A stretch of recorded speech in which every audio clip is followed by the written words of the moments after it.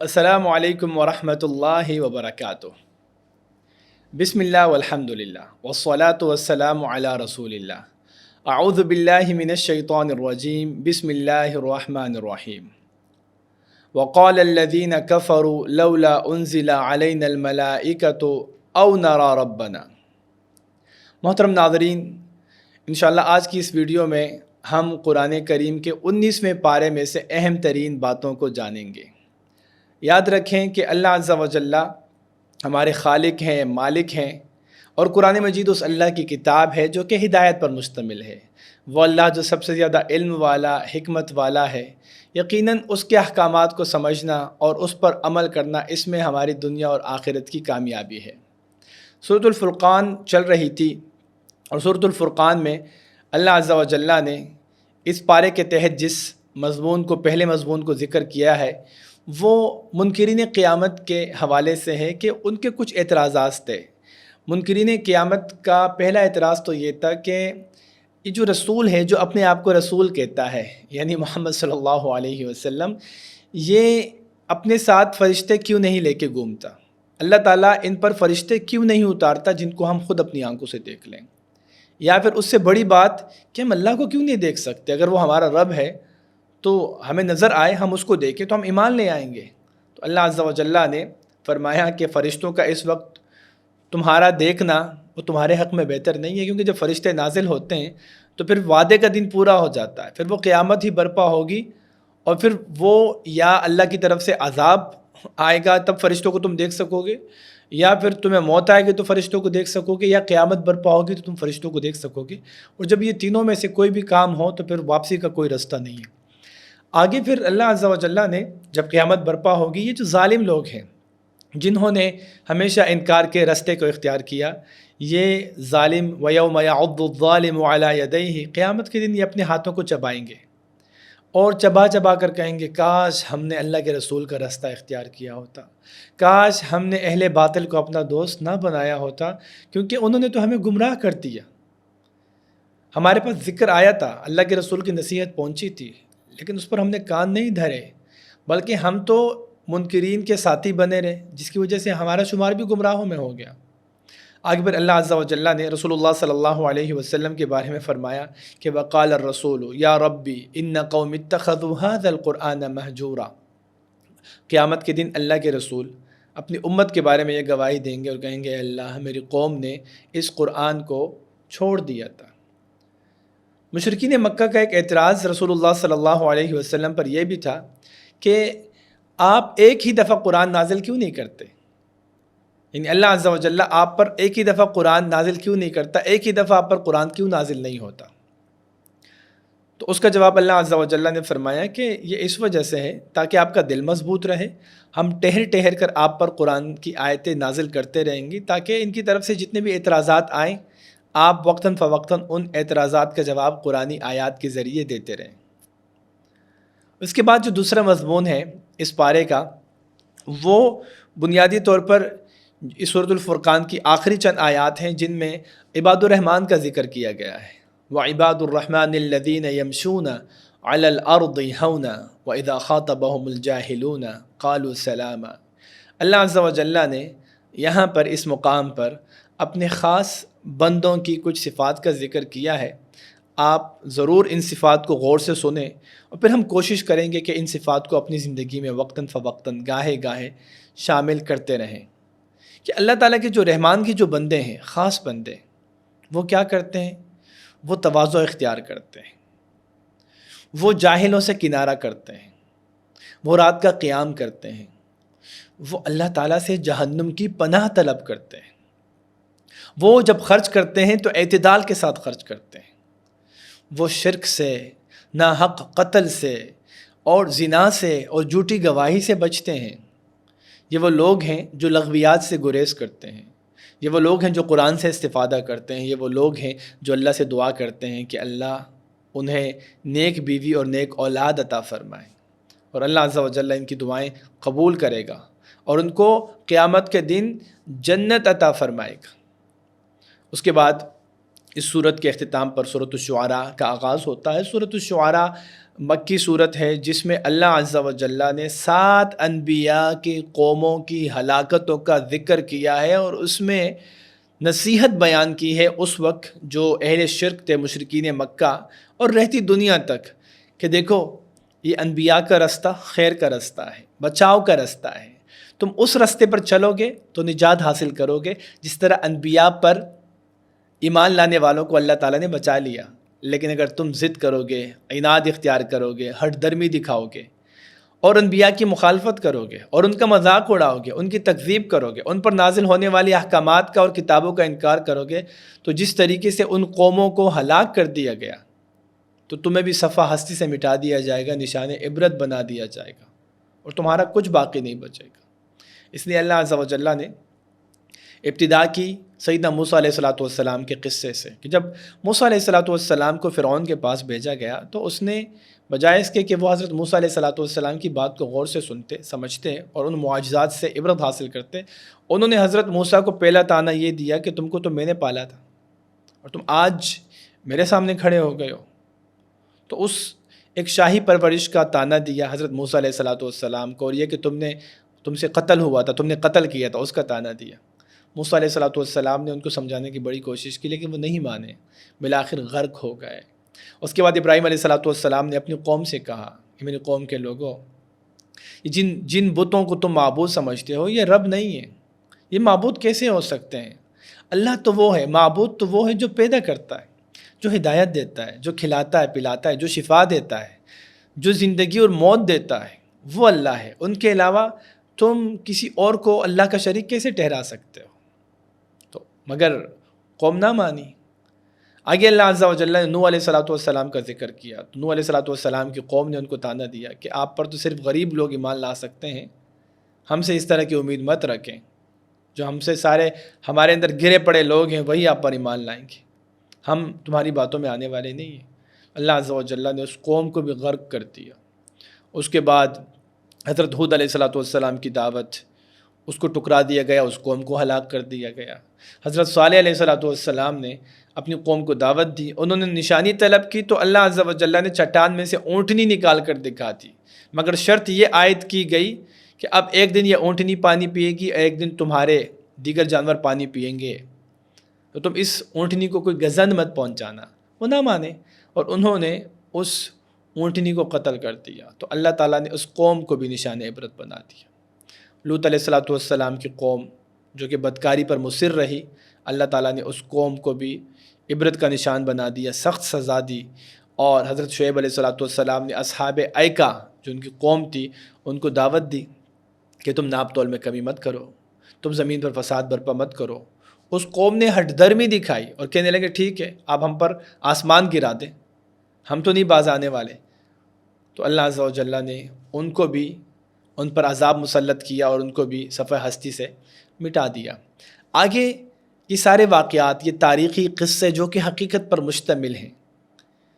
ان قصوں کا تذکرہ کرنے کے بعد اللہ عز و جل نے فرمایا کہ اب تمہاری باری ہے، تمہیں نجات چاہیے یا تمہیں عذاب چاہیے، فیصلہ تم نے خود کرنا ہے۔ آگے اللہ عز و جل نے سورۃ النمل کے اندر اللہ عز و جل نے کچھ بنیادی قصوں کا ذکر کیا۔ اگر ہم سورۃ النمل کی بات کریں تو یہ بھی مکی صورت ہے، اور اس صورت میں بھی موسیٰ اور فرعون کا قصہ ہے، حضرت داؤد علیہ السلام، حضرت سلیمان علیہ السلام، حضرت سلیمان علیہ السلام کے کچھ واقعات، ملکہ سبا کا ذکر اور دیگر کچھ واقعات کا ذکر کیا گیا ہے۔ لوط اور صالح علیہ السلام کی قوم کا مختصر ذکر موجود ہیں، اور اس صورت کے اندر بھی عبرت اور نصیحت حاصل کرنے کی بہت سارے موضوعات اور مضامین موجود ہیں۔ اگر ہم بات کریں اس پارے کے چوتھے مضمون کی یا اس صورت کے پہلے مضمون کی، تو اس صورت کے اندر اللہ عز و جل نے سب سے پہلے حضرت داؤد اور سلیمان علیہ السلام اور چونٹی کا واقعہ ذکر کیا ہے۔ کہ اللہ عز و جل نے سب سے پہلے سورت کی ابتدا میں تو یہ بات فرمائی کہ جو علم ہے نا، یہ اللہ تعالیٰ سکھاتا ہے اپنے پیغمبروں کو، تو انبیاء کو جو سکھلایا جاتا ہے وہ اللہ کے حکم سے سکھلایا جاتا ہے۔ اللہ تعالیٰ فرشتہ بھیجتا ہے، فرشتہ نازل کرتا ہے ان کی طرف، ان پر کتابیں نازل کی جاتی ہیں۔ تو پہلی بات تو یہ سمجھ لی جائے۔ اس کے بعد پھر بطور ثبوت اللہ عز و جل نے حضرت موسیٰ کا واقعہ پیش کیا، اور آگے پھر فرمایا کہ داؤد اور سلیمان، اللہ عز و جل نے ان کو علم عطا کیا، تو انہوں نے کیا کہا؟ وقال الحمدللہ، اللہ کا شکر ہے، ساری تعریف اللہ تعالیٰ کی کہ جس نے ہمیں نیک بندوں میں فضیلت عطا فرمائی۔ اور وہ کہنے لگے کہ لوگوں ہمیں پرندوں کی بولی سکھائی گئی ہے۔ حضرت داؤد اور حضرت سلیمان کہنے لگے لوگوں ہمیں پرندوں کی بولی سکھائی گئی اور ہمیں ہر چیز میں سے عطا کیا گیا، جو جو چیزیں ان کو چاہیے تھی، نبوت تھی، بادشاہت تھی، اور جو جو چیزیں ان کو چاہیے تھی، درکار تھی، علم، حکمت، فیصلے کرنے کی سمجھ بوجھ، اللہ تعالیٰ نے ان کو عطا کیا۔ یہ ان کی خصوصیات میں سے تھا۔ آگے پھر اللہ عز و جل نے حضرت سلیمان علیہ السلام کی جو انفرادی خصوصیت جو رہتی دنیا تک برقرار رہے گی، جو انہوں نے دعا مانگی تھی کہ اللہ میرے بعد ایسی بادشاہت کسی کو نہیں دینا، اللہ تعالیٰ نے حضرت سلیمان علیہ السلام کو صرف انسانوں پر نہیں بلکہ جنات پر، جانوروں پر، چرند پرند، کیڑے مکوڑوں پر، چونٹیوں تک وہ زبان سمجھ سکتے تھے، اور اللہ عز و جل نے ان تمام یعنی انسانوں پر، جنات پر ان کو حکومت عطا فرمائی تھی، اور حیوانات پر، پرندوں پر حکومت عطا فرمائی تھی، یہاں تک کہ ہوا کو اللہ تعالیٰ نے حضرت سلیمان کا تابع بنا دیا تھا۔ ہوائیں ان کے حکم سے، وہ ہوائیں مسخر ہو گئی تھی ان کے لیے، اور وہ ہواؤں میں سفر کیا کرتے تھے۔ تو حضرت سلیمان علیہ السلام ایک مرتبہ اپنا لاؤ لشکر جمع کر کے ان تمام انسانوں کی الگ صفیں، جانوروں کی الگ صفیں، پرندوں کی الگ صفیں، جنات کی الگ صفیں، سب کو اپنے اپنے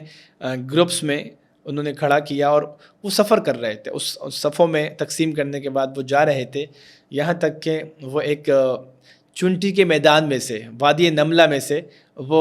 گزرے، تو ایک چونٹی نے کہنے لگی، ایک چونٹی کہ انہوں نے جب دیکھا کہ حضرت سلیمان علیہ السلام کا لاؤ لشکر گزر رہا ہے، تو کہنے لگی کہ ایھا النمل ادخلوا مساکنکم لا یحطمنکم سلیمان وجنودہ وہم لا یشعرون۔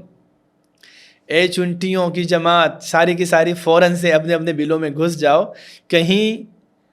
ناسمجھی میں، لاشعوری میں حضرت سلیمان اور اس کا لاؤ لشکر تمہیں کچل نہ دے اور تمہیں پتہ بھی نہ چلے۔ تو حضرت سلیمان علیہ السلام نے چونٹی کی بات کو سنا، اللہ کے حکم سے سمجھا، فتبسم ضاحکا من قولها، ہنسی آئی، مسکرا اٹھے اور کہنے لگے ربی اوزعنی ان اشکر نعمتک التی انعمت علی وعلی والدی وان اعمل صالحا ترضاہ۔ اے اللہ مجھے توفیق عطا فرما کہ آپ نے جو مجھ پر یہ رحمت نازل کی ہے، آپ نے جو مجھ پر نعمتیں کی ہیں، انعامات، احسانات، فضل اپنے مجھ پر کیے ہیں، یا اللہ مجھے اس کا شکر ادا کرنے کی توفیق عطا فرما، اپنے والدین کا شکر ادا کرنے کی توفیق عطا فرما، اور نیک اعمال کرنے کی توفیق عطا فرما۔ اس کے بعد جو اس پارے کا سب سے آخری مضمون ہے وہ ہدہد پرندے اور ملکہ سبا سے متعلق ہے کہ ایک مرتبہ حضرت سلیمان علیہ السلام اپنے لاؤ لشکر کے ساتھ ہی بیٹھے ہوئے تھے دربار لگا کے، تو آپ نے دیکھا کہ ایک پرندہ، اپنے پرندوں کا جائزہ لیا، ایک نظر ڈالی پرندوں پر، تو آپ نے دیکھا کہ ایک پرندہ ہدہد غائب ہے۔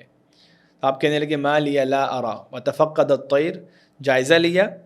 ایک طائرانہ نظر ڈالی پرندوں پر، اور کہنے لگے کہ ما لی لا ارى الہدہد، مجھے کیا ہو گیا، مجھے ہدہد پرندہ یہاں نظر کیوں نہیں آ رہا؟ ام کان من الغائبین، یا واقعی وہ غائب ہونے والوں میں سے ہے، یعنی اس وقت آیا نہیں ہے، ایبسنٹ ہے، اویلیبل نہیں ہے۔ پھر کہنے لگے کہ اچھا مجھے بتائے بغیر ہدہد پرندہ چونکہ نہیں ہے، اب یہ آئے گا تو یا تو یہ وجہ بتائے، ریزننگ دے، جسٹیفائی کرے اپنی ایبسنس کو، یا اگر وہ ایسا نہیں کرتا تو میں اس کو سخت ترین سزا دوں گا اور اس کو ذبح کروا دوں گا۔ تو تھوڑی دیر گزری تھی کہ ہدہد پرندہ واپس آتا ہے اور کہتا ہے کہ اے سلیمان، میں ایک ایسی خبر لے کر آیا ہوں جو آپ نہیں جانتے، جس کے بارے میں آپ کو نہیں پتا۔ میں ایک ایسی قوم کو دیکھ کر آیا ہوں کہ جن کے اوپر بادشاہت ایک عورت کرتی ہے، اور افسوس کی بات یہ ہے کہ اللہ تعالیٰ نے ان کو سب کچھ عطا کیا ہے لیکن وہ سورج کی عبادت کرتے ہیں۔ پھر وہ افسوس کا اظہار کرتے ہیں کہ وہ اس اللہ کی عبادت کیوں نہیں کرتے جس اللہ نے ان کو پیدا کیا، اور اس اللہ کی کچھ صفات کا وہ ذکر پھر ہدہد کرتا ہے۔ تو حضرت سلیمان علیہ السلام ہدہد پرندے کی ذمہ داری لگاتے ہیں کہ تم جاؤ اور میرا یہ خط پہنچا دو۔ تو ہدہد پرندہ جاتا ہے اور ملکہ کے پاس اس خط کو پھینک دیتا ہے۔ ملکہ وہ خط پڑھتی ہے جس میں لکھا ہوتا ہے کہ انہ من سلیمان و انہ بسم اللہ الرحمن الرحیم، کہ یہ خط جو بادشاہ ہے، بادشاہ سلیمان کا خط ہے، اور پھر اللہ کے نام کے ساتھ اس خط کی ابتدا ہوتی ہے، اور اس میں ان کو حکم دیا جاتا ہے کہ بھئی میں تمہیں یہ حکم دیتا ہوں کہ تم فرمانبردار ہو کر میرے پاس آ جاؤ اور اسلام قبول کر لو۔ چنانچہ ملکہ وہاں پر مشاورت کرتی ہے اپنی قوم سے، اپنے سرداروں سے، تو سردار کہتے ہیں ہم بڑے طاقتور قسم کے لوگ، جنگجو قسم کے لوگ ہیں، ایکسپرٹس ہیں، اگر آپ ہمیں اجازت دیں تو ہم لڑیں گے ان کے خلاف. لیکن ملکہ کہتی ہے کہ نہیں، بات یہ ہے کہ یہ جو بادشاہ ہوتے ہیں نا، یہ جب کسی قوم میں داخل ہو جاتے ہیں تو عزت دار لوگوں کو ذلیل کر دیتے ہیں، ذلیل کر دیتے ہیں. اور ہم ایسا کرتے ہیں کہ ہیلا یہ کرتے ہیں، ذرا دیکھتے ہیں کہ جو بادشاہ سلیمان ہیں یہ دنیا چاہتا ہے یا واقعی اللہ کا نبی ہے. تو میں ہدیہ بیچتی ہوں، اگر وہ ہدیہ قبول کرے گا تو سمجھ جائیں گے، پھر ہم فیصلہ کوئی لے لیں گے کہ ہم نے لڑنا ہے یا نہیں لڑنا. تو حضرت سلیمان علیہ السلام کے پاس وہ ایک قاصد جاتا ہے ہدیہ کا پیغام لے کر. حضرت سلیمان علیہ السلام اس کو تنبیہ کرتے ہیں کہ دیکھو اللہ کا دیا سب کچھ ہمارے پاس ہے، ہمیں کچھ نہیں چاہیے، ہمیں صرف تمہارے اسلام سے مطلب ہے کہ تم فرمانبردار ہو جاؤ، اسلام قبول کر لو، اللہ کے ساتھ کسی کو شریک مت ٹھہراؤ. چنانچہ جب قاصد وہ پیغام لے کر واپس ملکہ سبا کے پاس آتا ہے تو ملکہ سبا جو ہے وہ فرمانبرداری میں آنے کو بہتر سمجھتی ہے اور اس کا فرمانبرداری میں آتی ہے اور پیغام بھجوا دیتی ہے کہ وہ حضرت سلیمان کے پاس آ رہے ہیں. اسی اثناء میں حضرت سلیمان علیہ السلام جو ہے وہ اپنے لوگوں سے پوچھتے ہیں کہ ملکہ تو آ رہی ہے لیکن اس کا جو تخت ہے بہت بڑا، تو اس کے آنے سے پہلے تم میں سے کون اس تخت کو پہنچا سکتا ہے؟ تو ایک شخص ہوتا ہے، عفریت ہوتا ہے، جنات میں سے ایک عفریت ہوتا ہے، کہتے ہیں کہ اے بادشاہ، اے نبی سلیمان، آپ یہاں سے اس مقام سے اٹھیں گے نا، اس مقام سے اٹھیں گے تو آپ کے اٹھنے سے پہلے وہ تخت میں پہنچا دوں گا. وہاں پر ایک اور اللہ والا شخص ہوتا ہے جو کہتا ہے کہ آپ اس سے قبل کے پلک جب گائیں اس سے پہلے تخت حاضر ہو جائے گا. چنانچہ پھر وہ تخت حاضر کر دیا جاتا ہے اور پھر بالآخر وہ ملکہ سبا جس کو بلقیس کے نام سے بھی جانا جاتا ہے وہ آتی ہے اور وہ بالآخر فرمانبرداری اختیار کرتی ہے، اسلام قبول کرتی ہے اور اپنی ماضی کے اوپر شرمندگی کا اظہار کرتی ہے. تو یہ اس پارے کا 5واں اور آخری موضوع تھا. اس پارے سے جو اہم ترین باتیں ہمیں سیکھنے کو ملتی ہیں ان میں سے پہلی بات تو یہ ہے کہ جو عباد الرحمن کی صفات ہیں نا وہ اپنے اندر آہستہ آہستہ ہمیں پیدا کرنے کی ضرورت ہے. اسلام بتدریج نازل ہوا ہے اور ہم اپنے اندر ان چیزوں کو آہستہ آہستہ ہی انسٹال کر سکتے ہیں. دوسری بات یہ کہ انبیاء کے کرام کے جو قصے ہیں نا ان میں بڑی نصیحت کی باتیں، حکمت کی باتیں ہیں. تو انبیاء کے قصوں کو مستقل ہمیں پڑھنے کی ضرورت ہے اور جتنی دفعہ ہم غور و فکر کریں گے، تدبر کریں گے تو ہمیں بہت ساری باتیں سیکھنے کا موقع ملے گا. اس میں عبرت کا سامان بھی ہیں، اس میں نجات کی راہیں بھی ہیں، اس میں جنت میں داخل ہونے کے جو اللہ عز و جل نے اسباب بتائے ہیں، ہم سب یہ ساری چیزیں سیکھ سکتے ہیں. تیسرا فائدہ اور تیسرا سبق جو اس آخری پارے میں سے، اس اپنے 19ویں پارے میں سے ہم سیکھ سکتے ہیں وہ یہ ہے کہ اگر ایک چونٹی اپنی قوم کی فکر کر سکتی ہے